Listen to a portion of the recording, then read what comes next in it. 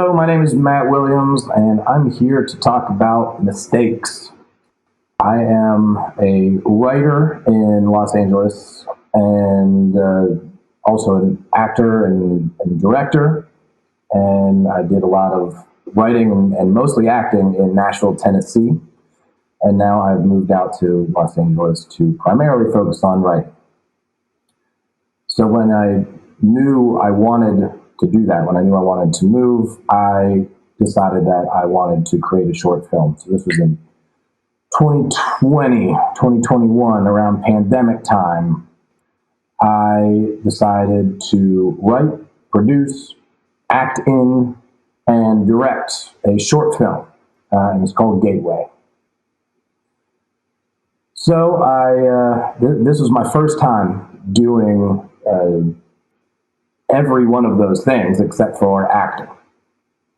This is going to be the first project that I brought to life, and I was very aware of what I didn't know.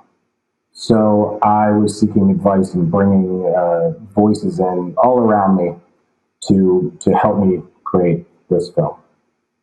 The mistake that I made was not having a concise, clear vision that I wanted to execute. And this manifested in two ways. One, I tried to fit too many really big ideas into what was ultimately a pretty small movie. And two, I allowed too many voices to influence me. So I'll start with the big ideas. I had a couple themes and ideas in the film. The film ended up being about 10 minutes long. I think the script was around 15 pages, right? Pretty small. I had a couple themes and ideas in this film that are ultimately feature-length themes. There was psychology, there was espionage, there were power dynamics, there was the power of technology and where technology is going in about a 10-minute movie. And in 10 minutes, that gets lost pretty quickly. The result, I think, was a film that was a little confusing and haphazard. You know, the audience is like, what is this movie about? New technology, about dark psychology, is it about these characters' relationships? And I could go on and on about where I should have focused and where I sort of went off the rails in my own focus, but really what I learned was that I need to know what I'm creating, have a concise idea of what my vision is, and then execute. And I think the movie's entertaining. I think it's watchable and watchable. It sounds like such a low bar, but I think it's entertaining, and I think it's fine. But I think at the end, you're sitting there going, I think that was a lot, and I don't know what I'm supposed to take away from it. So that was one. The next piece of advice, I guess I'll say, is to have your own voice, know your own voice, and certainly take other advice, take input, but know your own vision, clearly define it, and only then execute. I love film because this is a collaborative medium. It's one of my favorite things about it. And I think you'd be really dumb not to surround yourself with smart people, with very talented people, and to take all their advice. Now, I, as a beginner, when I was making this film, I'd never done this before. I knew what I didn't know. And also, as a people pleaser by nature, I was taking advice from everywhere. I was getting a lot of input. And I think my mistake ended up being implementing too many voices into the final product. Again, this goes back into having a concise, clear vision, knowing it, and knowing what you want to execute. So I took input on the writing when it was still in its script phase. I think the original script was somewhere around 20 pages. We got it down to 15-ish, something like that. And some of that advice was really great and really helpful and eliminated certain extraneous things that I didn't need because I tend to get long-winded, as I hope I don't here. And some of that, the writing advice was very helpful, and I think I got rid of a lot of waste. But some, because in such a short film, every word matters. Some of the things I eliminated, I think, took out a little bit of what I had imagined. If every word matters, you take out one word. It's like removing a block from a Jenga tower. Maybe you'll be fine, but maybe things will shift. Things will come crashing down. I'm not saying mine came crashing down, but it got a little messy. It got a little, my vision got muddled.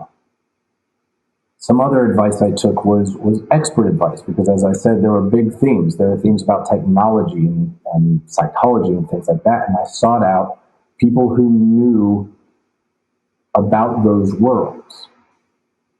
And those experts, I don't want to put in quotes, experts, if you're watching video, air quotes, because they are experts, but they're not filmmakers. So there is reality and then there's movie making. And I was trying to stay so true to reality that it didn't serve the story. So that was taking input and taking too much input from someone else's voice.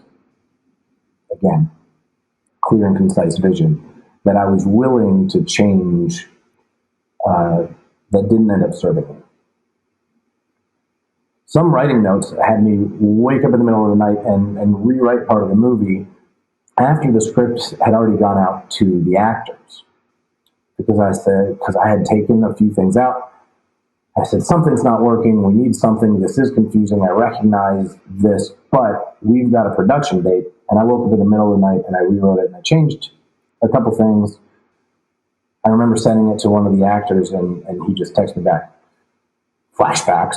When were there flashbacks? I'm not saying it was bad writing, but this is all of a sudden, we've got a production date and my vision is not clear. I also took input from the other actors. I took input how they saw their characters, how they wanted to perform their characters, how certain things should be said or done, which is great. And as a director, you should absolutely be doing that. And I wanted to think of myself as a very actor-friendly director because I'm an actor myself. And I guided them as best I could. For a first-time director, I said no to a couple things, and some of their ideas were great, and we implemented them.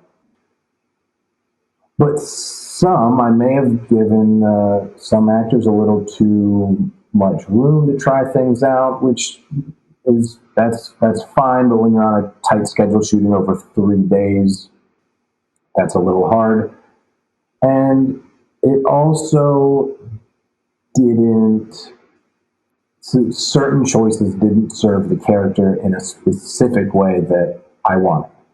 A couple times those wound up in the movie, but a couple times, that's solved with editing. I took input from my cinematographer, my director of photography. And that was not a mistake, largely because as a first-time director, and I'm not a camera geek, and I don't know the technical side of filmmaking, he was wonderful. He helped me, he co-directed effectively, and he had directed before, and I hadn't. So if you haven't directed before, this is advice now, get a really good DP. One thing about him is he is a yes man, which made it very collaborative and very easy to work with and took a lot of stress off me as a first-time filmmaker. But while I trusted him and I relied on him, and he was indeed brilliant and insightful and helpful, he did not help me gain a clear, concise vision, because he would say things like, sure, let's try it.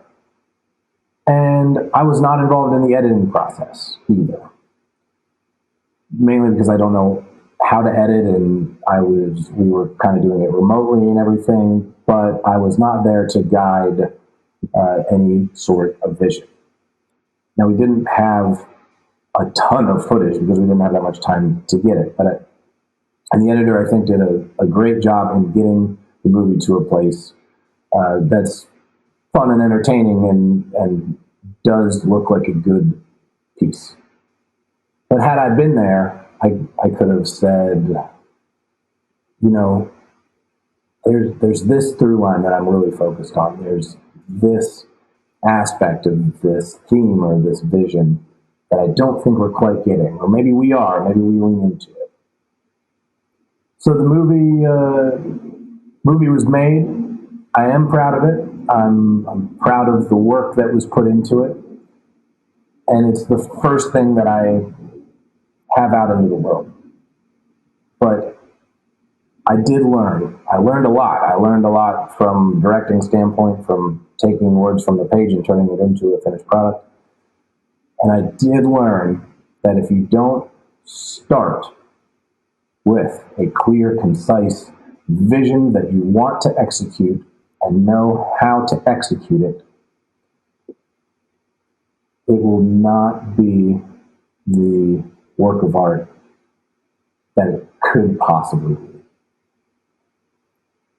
So, that is my mistake in the making. The film is called Gateway, and you can find it on YouTube, I believe. And that's it.